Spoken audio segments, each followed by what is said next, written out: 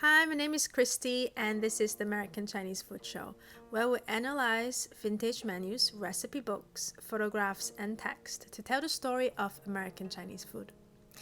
I'm excited to be doing today's episode. San Francisco Chinatown is the oldest Chinatown in North America, established in 1848. It has been highly important in the history of culture of Chinese immigrants in the United States. However, it has been incredibly hard to find documentation on Chinese restaurants before the 1906 San Francisco earthquake, with subsequent devastating fires that lasted for several days. The earliest menus of Chinese restaurants in San Francisco I could get my hands on are already from the 1920s. Comment below if you have menus that are hard to come by so I could cover them. But for now, we still have clues here and there, and today we will talk about a restaurant called Woey Sin Low. According to the San Francisco Phone Directory of 1903, there were about 30 restaurants and cafes in Chinatown. There are only 3 that were captured in photos that I could find. The first one is Yoot on 810 Clay. The second one is Hang Fa Lo on 713 DuPont, which we will definitely talk about on a different episode because its story is amazing. The last one is Woey Sin Low on 808 DuPont, which was renamed to Grand Avenue after the earthquake and is the busiest commercial portion for tourists in Chinatown. The earliest appearance of Woey Sin Low on a business directory is the 1875 DM Bishop & Co. The restaurant that had served patrons in California for more than 3 decades unfortunately did not survive the 1906 fire and earthquake. Whether its owners continue in the business is unknown. Let's start by explaining the meaning of the name Woey Sin Low. The last word, Lao means building. Wei means meeting. Sin means celestial beings, demigods. But here specifically we're meeting the 8 immortals. The 8 immortals are a group of legendary Sin in Chinese mythology. Each immortal's power can be transferred to a vessel that can bestow life or destroy evil. Most of them are said to have been born in the Tang or Song dynasty. They are a pretty popular element in secular Chinese culture, from literature, art, to movies and TV. It's pretty cool to have an experience similar to meeting the 8 immortals by visiting an upscale restaurant. Today I have no menus to show, sorry, but I do have 2 stories to share. The first anecdotal account is from Situ Meitang, whose memoir gives us a lot of details on life back then. The story goes, one day, a few white hooligans pulled the queue of a Chinese man in Chinatown, calling "Pigtail, pigtail." Situ Meitang was a cook at Woey Sin Low. He was at the balcony on the 2nd floor and he jumped down to the street from the balcony to punch the hooligans and they ran away. The next day, a dozen or so hooligans showed up at Woey Sin Low, ordered the best Chinese food and a few bottles of Chinese wine. Then they smashed the bowls and plates and threatened to beat up the owner of Woey Sin Low. Situ Meitang had learned martial arts when he was young and he showed up again and killed one of them with a few punches.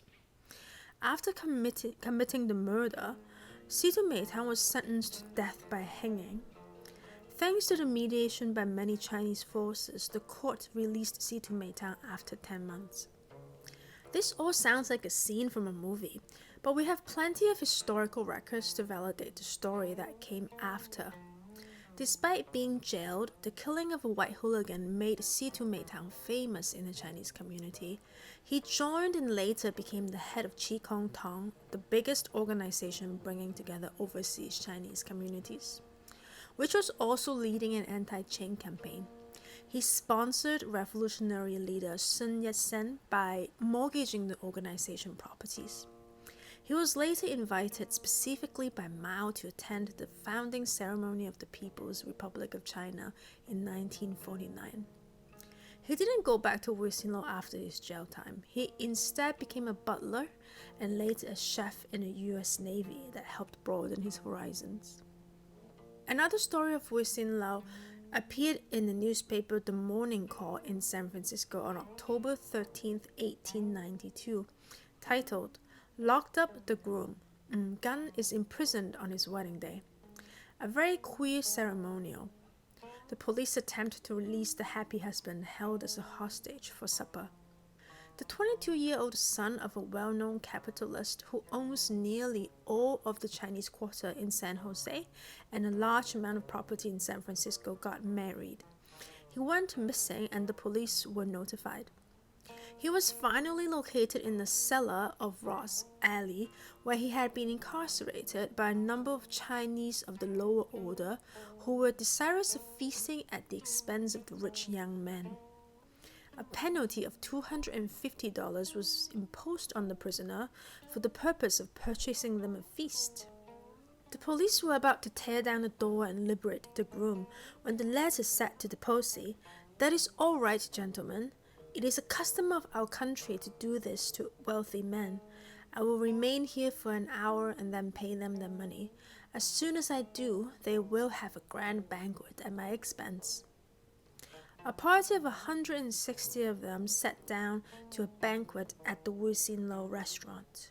The menu was quite elaborate and began with bird's nest soup, then followed shark's fins, dried out with claret, chicken heads and feet with champagne, eggs in 3 styles, canned fruits, nuts, samshu, oysters, pork, tea, liquors, and cigars.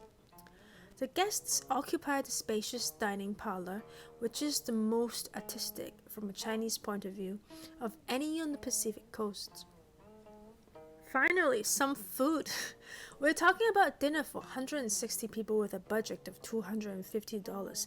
That's $1.50 per person. We know the 2 banquet usuals, bird's nest soup and shark's fins, were about $1 to $2 each in the late 1800s.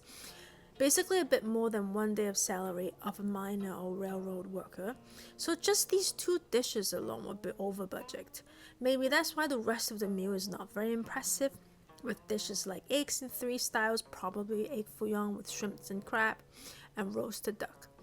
I'm pretty sure the kitchen didn't use claret, a red wine from Bordeaux, to cook the duck, like the newspaper claimed. We also don't cook chicken heads and feet with champagne. Usually it's braised after soy sauce and rice wine marinade. To be honest, this account feels more like a non-Chinese trying to write about fancy Chinese dinner in his head. A more reasonable dinner would look more like this newspaper account in 1897 from New York, but maybe with fewer expensive dishes, since this is a banquet put out for a bunch of blackmailing thugs after all. Wow, this is all the information I could find on Woey Sin Low. If you're curious, I don't think it's a custom of our country to kidnap a groom and blackmail a meal. I hope you enjoyed this episode about a restaurant that once existed before the Great San Francisco earthquake. If you like our content, subscribe to our channel. See you soon!